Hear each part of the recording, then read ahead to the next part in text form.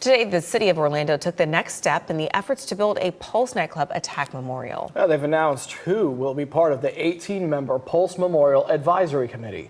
West 2's Nancy Alvarez is here with more on who is and is not on the committee. Nancy?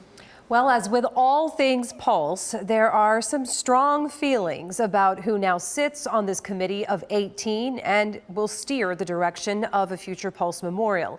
11 of them are either survivors of the 2016 attack or lost a family member. The rest worked at Pulse, lost a friend that night, or have been connected to the tragedy through their work. All were selected from 150 applicants looking to honor the 49.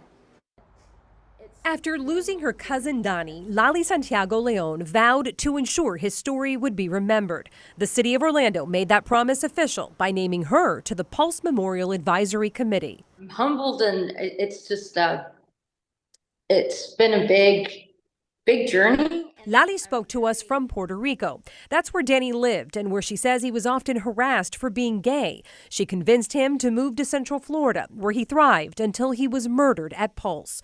Personal details Lali will recommend be shared for each of the victims at a memorial she will now help design.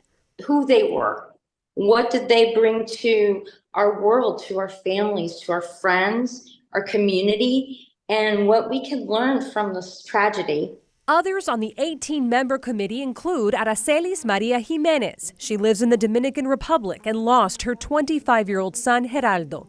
Cesar Rodriguez, who broke his neck trying to escape Pulse and has undergone multiple surgeries.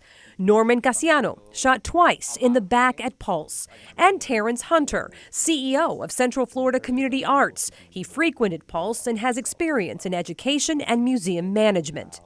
Also in the group, Nancy Rosado, a mental health specialist who's worked closely with families and survivors. While she is on the committee, she wants to raise awareness about those who are not. A lot of the people that seem to have been left out of this equation for this committee are moms. For example, mothers that live in Puerto Rico or family members that live in Puerto Rico who have not really been in the loop. Those mothers and all family members and survivors are Rosado's priority heading into these conversations. Her hope to bring unity to the process of finally building a Pulse memorial. This process is going to bring out a lot of pain. It's going to bring out a lot of discomfort, a lot of old issues, but we're moving forward. So, keep your eyes on the positive aspect of this, but to do everything through the lens of survivors and the family members. That is the only way to do this. None of the committee members selected live solely in Puerto Rico, which is a point of contention for many connected to Pulse. Many of the victims' families and survivors live on the island. And of the 18, only 2 are Pulse mothers, a group that's been highly outspoken these last 8 years. The Pulse Memorial Advisory Committee will meet publicly. The first meeting is set for July 24th at 4 p.m. at the Kia Center. You can see the full list of committee members and get meeting details on WESH.com. Guys, back to you.